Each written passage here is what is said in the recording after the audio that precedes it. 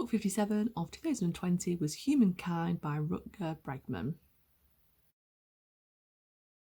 So I had read Utopia for Realists and I thought that it was okay.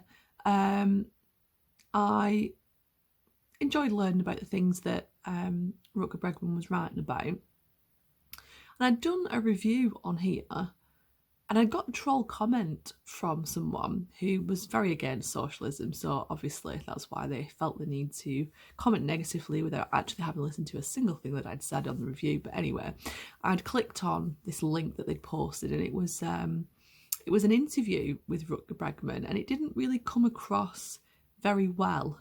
It kind of was being challenged by a couple of, conservative MPs that I think are backbenchers, or maybe not even in there anymore.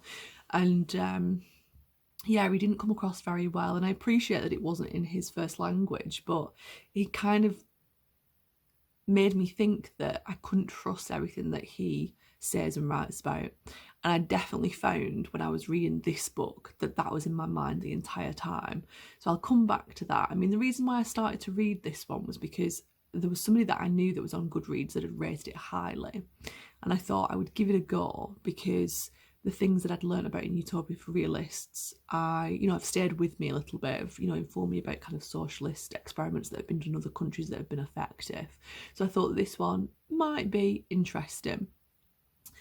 So it starts off with Bregman criticising the veneer theory of humankind in the sense that there's this kind of perception that we have a veneer and that underneath that veneer we're all animalistic in our nature. And what this means is that we're not nice people underneath. But what Bregman's saying is that this isn't the case. And his point is that we are actually good, and this is just a perception we've been misinformed about. And so he talks about Le Bon's psychology of the masses, which, I mean, I've done psychology and I've never heard of Le Bon, so he's obviously not very credible as a psychologist anymore. And I guess it's because what he actually found out isn't the case. He suggested that humans, in response to panic, will become violent and self-interested and will, not care about other people that are around them because they want their own safety. And there's various kind of case study examples and social experiment studies that have been done in terms of fire evacuation.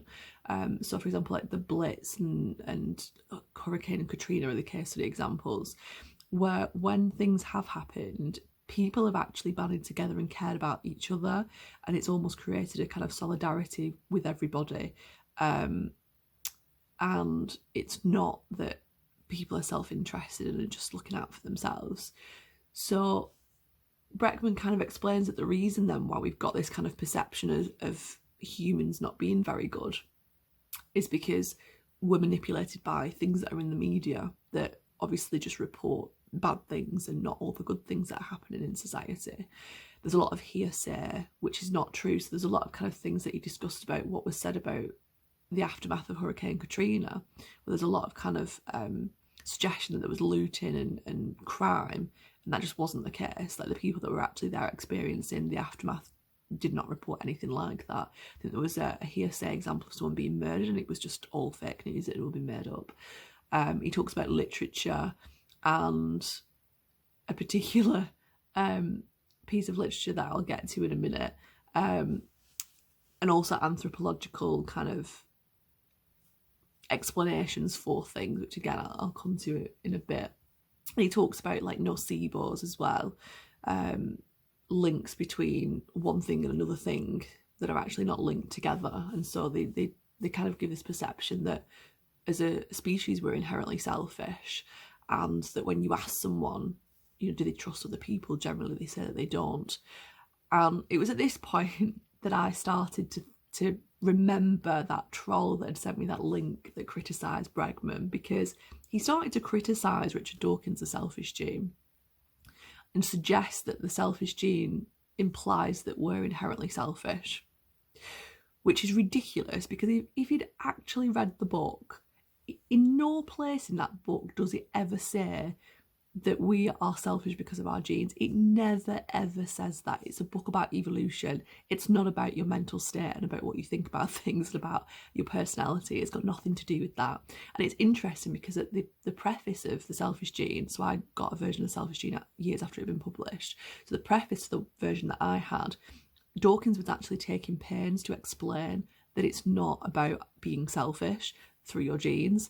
That's not what the kind of like point of the book is and the explanation of the book. And when I first read that from Dawkins, I was like, why is anyone getting confused about that? Like, it's a bit obvious what the book's about. But clearly Bregman is one of those idiots that thinks that it's about having a selfish gene because that's what the name is. It's like, for God's sake, read the bloody book. So he's clearly not read that. And then he also completely just retells Lord of the Flies. And I've read Lord of the Flies. I don't need you to read it out to me again. Like, I'm surprised that he didn't get, well, I was going to say I'm surprised he didn't get done for copyright, but it's probably, you know, out of copyright now, isn't it? Because it's an old text. But honestly, he just literally retells the entire story and then comments a little bit about it because it supports this idea of, you know, animalistic nature once you're in a situation where you're outside of social norms. So it's this kind of idea that literature is suggesting that we are inherently selfish or whatever, inherently animalistic. And he also retells a lot of the like social experiments. And, you know, I studied psychology, I teach psychology. I know Milgram study, I know Zimbardo study. So to tell them me again, I was a bit like, oh, he was literally telling them like word for word what happened rather than giving a summary. So I was like, this is just completely unnecessary. He's obviously trying to meet his book word count. So essentially Bregman is a bit of a conspiracy theorist. He's always kind of like taking pops at really kind of respected members of communities. Like, I think he took a pop at Steven Pinker. He takes a pop at everyone. It's like anyone that's actually like well respected and has got lots of books published, he's always taking a pop at them. But yet he's taking a pop at them with kind of like throwaway statements that are not actually backed up with any kind of research or anything. He's just conjecturing a lot of the time. So I just lost a lot of kind of respect for him in this book, because obviously I didn't notice this in the other one. I think it's just I've obviously become aware of it because of that video that I watched of it. But I'll give you an example of something that he kind of criticised as well. He talks about Dunbar's number, and Dunbar's number suggests that an evolutionary kind of explanation that you probably can only cope with about 150 people, because that's all that you would have come into contact with when you were a cave person, which is, they suggest that, you know, if you on social media you've got loads of friends, you can only really keep in touch with like 150 of them. But then oh, I had a packet of crisps before this. It's just got a bit stuck then. Excuse me.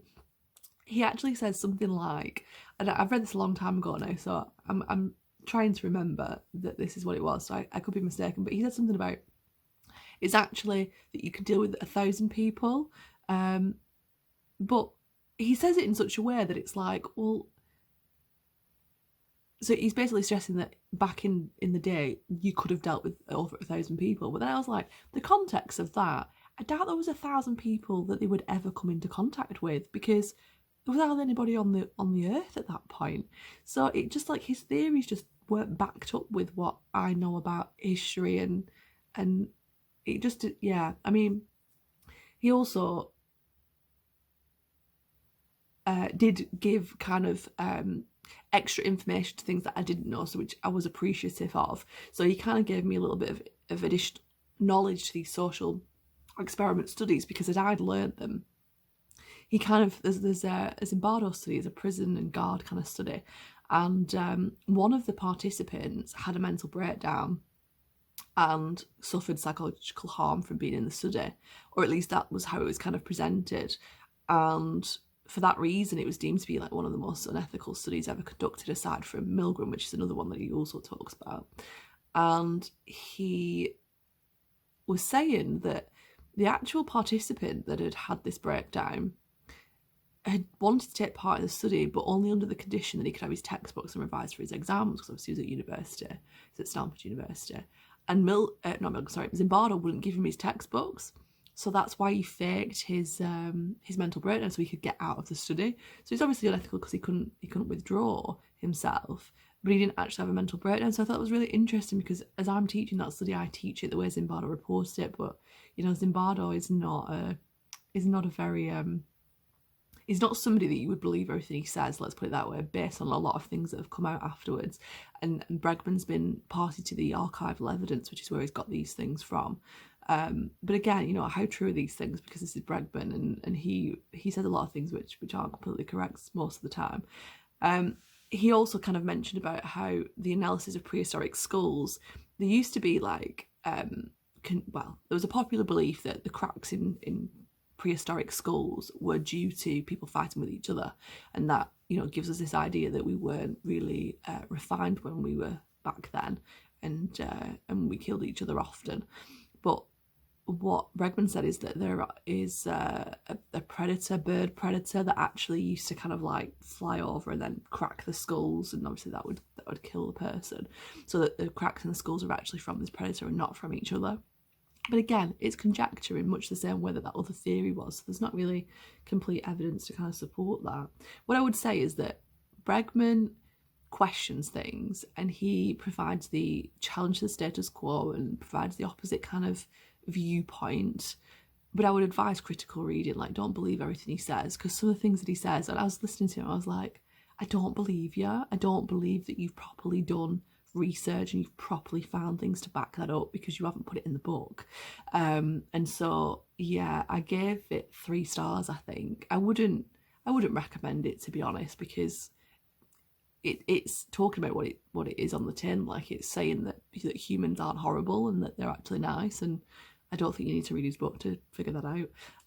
So yeah.